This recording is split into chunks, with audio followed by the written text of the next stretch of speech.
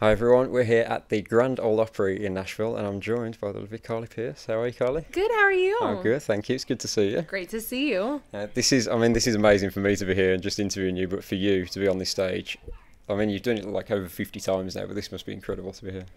I love this place more than any stage or any venue in the entire world, and I will say that in 30 years. Yeah. I love this place. Do you still get just the same chills every time you walk onto that stage now? You always get a little nervous playing the Grand Ole Opry. I think that I finally am able to enjoy it a little bit. I think in the beginning I was afraid I was going to vomit on stage because I was so nervous, but I think I just am able to settle in and really appreciate what I'm doing. Yeah, it's a pretty exciting time for you because you headlined your first festival last week, didn't you? In I Ohio. did. So tell us a little bit about that. It was the craziest experience, I think. As a band, we travel day in and day out. We're together all the time. We play so many different kinds of shows. I've been able to travel with some of the best in country music over the last 12 months. But just to be able to look out in a crowd, know that you're the headliner, people are singing every word to every song and really just connecting. It was a moment as a band that we all went, we'll never forget that. Yeah, that's incredible. And you've been out on the road with Rascal Flatts and Dan and Shay, like two of my favourite duos and groups in country music. So tell us what it's been like to share the stage with those guys every night. I'm a huge fan of both acts. I listen to them on the regular on my own. Rascal Flatts, obviously, growing up was a huge influence of mine. I never missed their show growing up in Kentucky. And Dan and Shay are two of the most talented people. Shay has the voice of no one else. It's next to none. And they're good friends, and it's been fun to kind of watch them transform into what I think is a headline superstar act. And I think I'm getting to watch that as the summer goes, and they're just a bunch of clowns and super funny, and I'm very lucky to be out with all of them. Is Mr. DeMarcus behaving himself? Because he can be He's trying. quite a funny one. They're all really funny. I mean, between Shay and Gary and Jay especially, it's a party. You never know what you're going to get. Amazing. Yeah, we've been driving around America for the last week and a half or so, and we've been hearing Hide the Wine on the radio, which Ooh, is I like it. amazing. Yes. One of my favourite radio singles at the moment. So tell us about that song and why you released it as a single.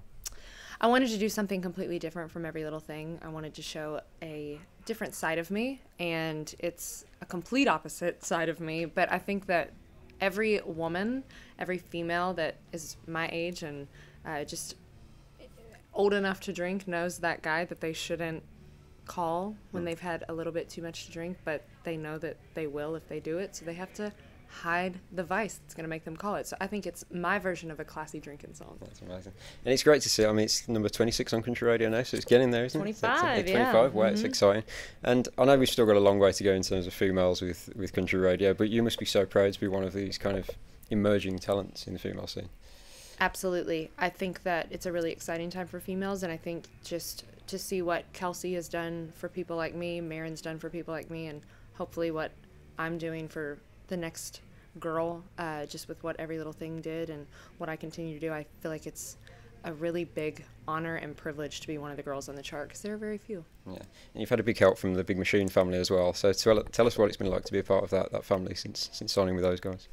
I love Big Machine. I love my record label. They treat me as a true artist and partner, not not a dictatorship, and it's just very collaborative. And Scott Borchetta is a mastermind at what he does. He's created some of the biggest superstars in country music and started as the underdog. And I think for me and people who know my story, they know that I started as the underdog. And just to be able to work with somebody who gets what hard work does and how many times people tell you no and how you keep fighting, I think that they really just appreciate that about me, and he definitely does, and it's really special.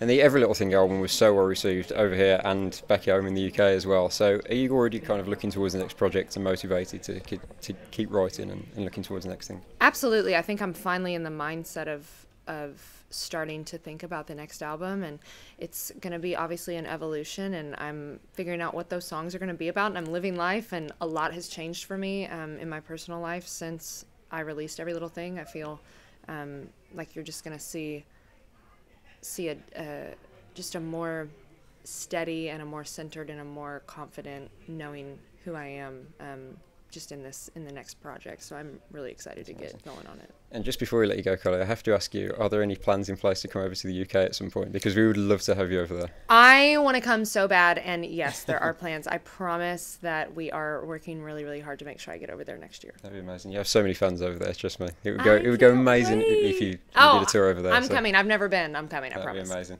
Well, hopefully we'll see you in the UK at some point, and we'll catch up again very, very soon. Thank you. Thank you, Carly.